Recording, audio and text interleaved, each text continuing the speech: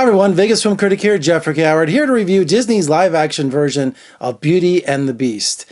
One of my favorite Disney animated films, the music, the story, back when Disney was having a real rough time back in the early 90s and late 80s, where there's a great book called Storming the Magic Kingdom. Disney was it was being raided and it was almost broken up and sold off piece by piece. The film library sold to somebody else. The theme park sold to somebody else. Can you imagine Disney being broken up? There's a great story about how they had to save the studio and save the company because they totally lost touch with their audience. They had no idea, how to connect with modern audiences. And it took Michael Eisner coming from ABC from Paramount and just saving the company, and along with Jeffrey Katzenberg, revitalized Disney's animation and made them great and a leader in animation again, starting with The Little Mermaid and then, of course, Beauty and the Beast, Lion King, all of that. What a great second golden age for Disney.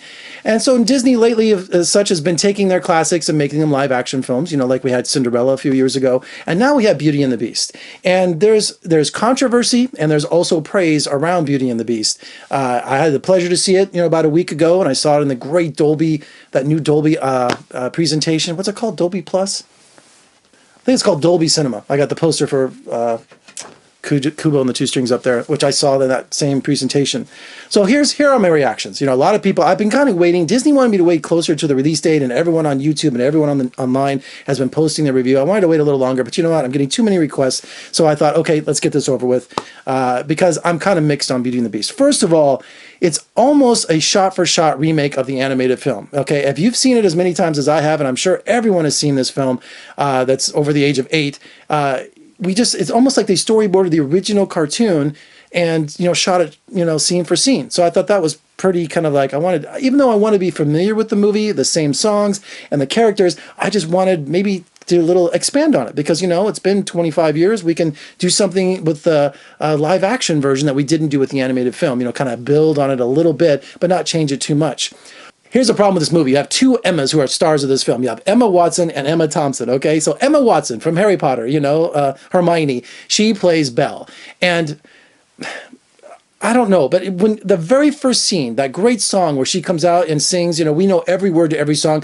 When she comes out, Emma Watson is she's stiff. She really is. She doesn't come out and wow you with that energy and with that passion that she should have. And she's not very, strong with her singing skills, Now, don't get me wrong. If you're going to think I'm going to be bashing this movie the whole time, I'm not going to do that. I'm just trying to tell you things I had problems with it first. And I wanted that opening scene to be just something to wow me. And it didn't. She came out and she was just kind of she looked like she was in a daydream, in a haze. So I thought the opening song fell flat, and the village that we saw, it looked like a set on the back lot. It didn't just give me that inspiration, that I thought the opening of the movie should have some energy to it.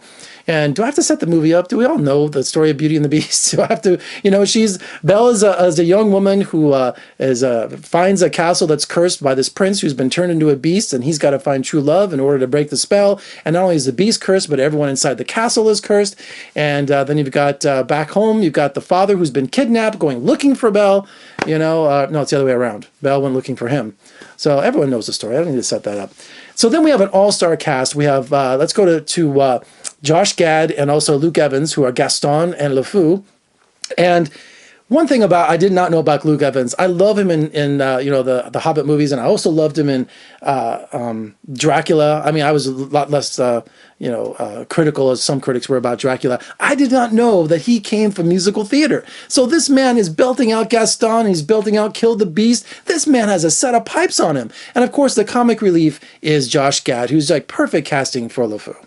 Now, the characters we got in the castle, listen to this all-star cast. We got Ewan McGregor as Lumiere, the Candlestick. We've got Stanley Tucci as Cardenza. We've got Ian McKellen, Sir Ian McKellen as Cogsworth. We've got, who else? I didn't want to forget anybody. Audra McDonald as the dresser. Also Emma Thompson, as Mrs. Potts. And of course, the great Kevin Kline as Belle's father, Maurice. So we have an all-star cast. I wish Kevin Kline could sing. Man, he did Pirates of the Penzance. He was just an amazing singer. So I'm so upset they didn't give a song to him. And of course, everyone's like, well, wait a minute, Jeff, what about the Beast? Yeah, we have Dan Stevens, who plays the Beast. And of course, they manipulated his voice and all that, but they gave the Beast an extra song, which was really cool. So we all know the music. We all know that was going on. So here's my overall opinion of Beauty and the Beast. While I thought the sets were amazing, while I thought the special effects and the the story was just as timeless as can be. You know, when they play Beauty and the Beast, you know, you get a little choked up there. I just wish that they did a little bit more than just stick to the original story. That's all it was, you know. And I think it went on a little too long too. It seemed kind of padded for that. So these are my critical things of it. But overall, here I think that families, especially parents who remember the original and you have younger kids, to introduce them to Beauty and the Beast and the music via the Broadway play, you know, the musical, or this movie, I think it's going to just have a tremendous impact on them. They're going to absolutely love it. You know, I think that Disney has a winner here.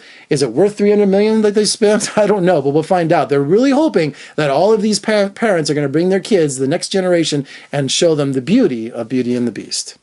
Now, I know I might as well address this now, because if I don't, everyone's going to be asking me to make a video about it. But we have to just maybe barely touch on the controversy of LeFou, played by Josh Gad, and his relationship to Gaston. There's a lot of theaters in the South, and a lot of Christians are upset taking this classic tale of Beauty and the Beast, something as Disney, and making LeFou gay, making him a gay character. And they say, well, this is Disney's first gay character. I was like, I don't think so. You know, I thought Ursula from Little Mermaid, well, she was definitely had lesbian-esque about her. And also, I thought Wally was gay. I'm sorry, I have that argument. I think Wally was gay. He was watching Hello Dolly musicals, and I'm sorry, I thought Wally was gay too. So here's my opinion on that. And I'm going to tread lightly giving my opinion here. I'm a raging liberal, okay? So I voted for Hillary. I'm a Bernie supporter, and who I wanted originally. I've always been a raging liberal. You know, I've always been conservative, but I'm not. I object to what Disney did by making him gay, not for the sake of him being gay. It seems like it was inserted to start a controversy, and it also was a distraction. And you say, well, wait a minute, being gay is a distraction? No, it's not being gay a distraction. It's the way that it was portrayed in the movie that I thought was it was gratuitous, and I thought it was insulting. I really did, because he didn't understate being gay and his crush on Gaston, and who couldn't have a crush on Gaston, right? So instead of playing it, you know, kind of like subtle, they made it humoresque. They made it a mockery. Okay, so you know Josh Gad, he can't play anything subtle. So he's sitting there going, oh, Gaston, and touching his face and being... So every time they were together, you're just going, what?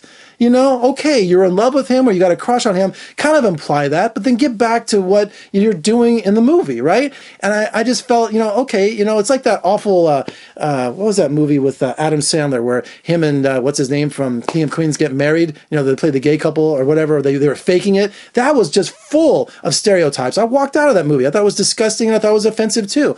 So while I was borderline offended about, you know, LeFou's character and Josh Gad playing it that way, I'm not objecting to it being a gay character. I'm objecting to what they did in the portrayal of it, that they made a mockery and they made it a comic relief. You know, like, oh yeah, look at the fool. Oh, look at the gay guy. Yeah, he's a little fat gay guy. Yeah, he's in love with a handsome strong man. So I thought that was my problem with it. But of course, now everyone's not seeing, you know, that. They're seeing that gay character. Disney, you know, Christians are going crazy for that. They're tainting it. You know, we shouldn't even be talking about if the character is gay or not. It shouldn't matter. But how Disney kind of threw it in there and, you know, didn't give any kind of warning or make it subtle, just a storm of controversy. Overall on that, I think families are going to go gaga for it, you know, and I hope they do a sing-along version, because I was singing along to myself throughout the whole film. So Beauty and the Beast, I think the families are going to go crazy for it. So get out and take them for a wonderful evening and sing along. Just sing as long as you can. Sing out loud, because I know I did. I think someone complained too. Anyway, for more reviews and interviews, surf on over to my website at vegasfilmcritic.com. If you're watching on YouTube, please subscribe. I'm trying to get to 1,000 subscribers by Memorial Day. Give me a thumbs up, share, and comment below. What did you think of Beauty and the Beast? Were you offended? Were you disturbed? Or do you say, look, it's not a big deal having a gay character in a Disney movie. Half the theme park at Disneyland and Disney World are gay. And I say that like there's nothing wrong with it, as Jerry Seinfeld would say. All right, I'm Jeffrey Gay Howard in Las Vegas. Thanks so much for joining me. I'll see you next time.